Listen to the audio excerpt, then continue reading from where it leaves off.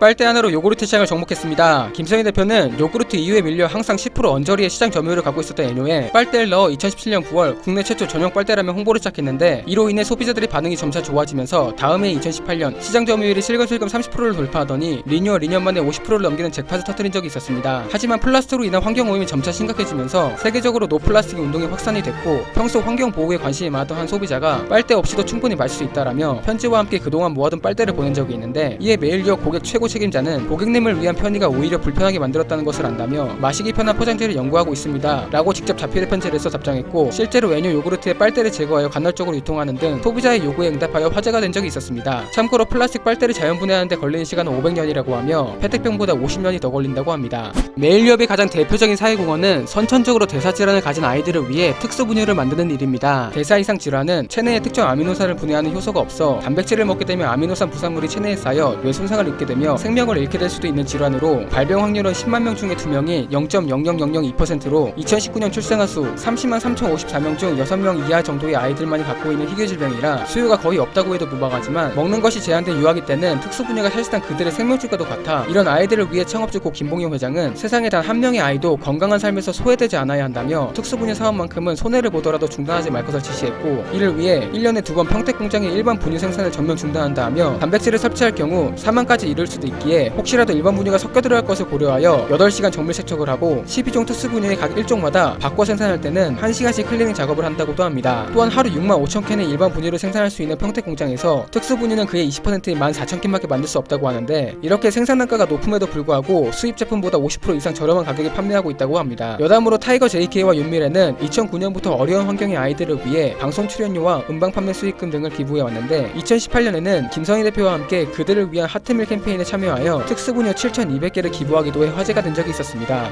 김선희 대표는 메일리업을 창업한 고 김봉용 회장의 조카입니다. 그녀가 오너 집안의 사람임에도 불구하고 현재 보유하고 있는 주식은 약 150만원 가치인 17주라고 하며, 이내 연세대를 졸업하고 MBA를 마친 김선희 대표가 수수료가 저렴하기로 유명한 시티은행과 프랑스에서 가장 큰 은행 BNP 파리바, 유럽에서 두 번째로 큰 은행 UBS와 같은 굵직한 금융회사에서 경력을 쌓아 돈관리 전문인으로 인정받았기 때문이며, 현재 그녀는 오너 일가의 경영인이지만 증권업계에서는 전문 경영인으로 불리고 있다고 합니다. 여담으로 그녀가 가지고 있는 17주는 메일리업이 영입됐을 2009년부터 현재까지 바뀌지 않고 있으며, 이를 간단히 말하자면 난 능력 있는 여자니까 지분백으로 배당금 받지 않아도 월급과 성과급으로 충분하다 정도의 해석이 될 것 같습니다. 김선희 대표는 2016년부터 어르신의 안부를 묻는 우유배달 사단법인에 정기 후원을 해오고 있습니다. 이는 독거노인분들을 정서적으로 위로하고 고독사를 방지하기 위해 우유 배달을 하여 전날 우유가 그대로 남아있을 경우 관공서나 가족에게 연락하는 일이라 하며, 2020년에는 소화가 잘 되는 우유의 홍보 및 기부금 조성을 위해 12개의 우유를 한 개 값인 배송비 포함 4,000원에 판매하는 캠페인을 진행했는데, 기존 예상했던 4만 팩보다 5배가 넘게 팔렸고 한때는 서버가 마비됐다고도 하며 판매 수익금 3억 전액을 기부한 적도 있었습니다. 또한 김선희 대표는 기부금 전달식에서 소화가 잘 되는 우유의 전체 매출 1%를 기부하겠다고 밝혀 화제가 되기도 했었습니다.